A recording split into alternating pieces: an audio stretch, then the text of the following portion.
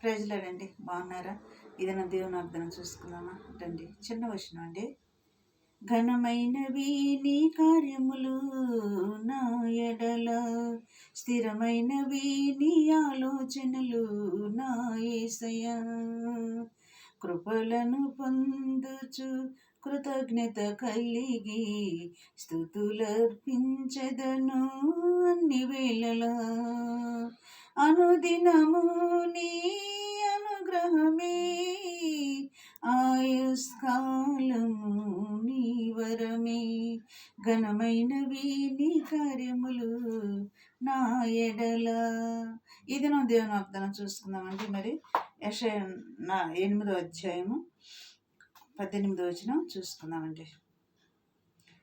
ఆయన కొరకు నేను కనిపెట్టుకొనుచున్నాను, ఇదిగో నేనును యెహోవా నాకిచ్చిన పిల్లలను. ఇక్కడ చెప్తున్నారు, నేను ఆయన కొరకు కనిపెట్టుకుంటున్నాను, యెహోవా నా కొరకు నాకిచ్చిన పిల్లలను.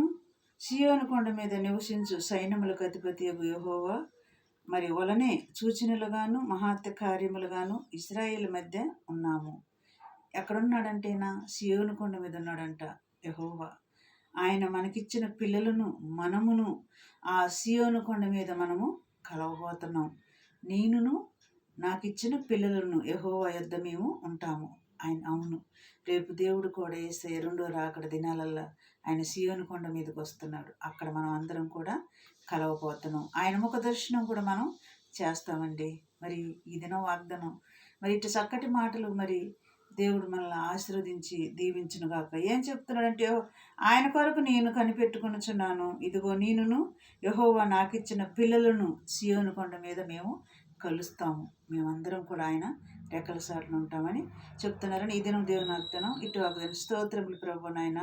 అయ్యా, మరి ఇటు మాటలు మరి దీవించి ఆశీర్వదించి మేము నీతో కూడా ఉండేవారు మమ్మల్ని మా పిల్లల్ని సిద్ధపరచమని నజరేయుడైన యేసుక్రీస్తు నామములో అడుగుతున్నాము తండ్రి. ఆమేన్. God bless you.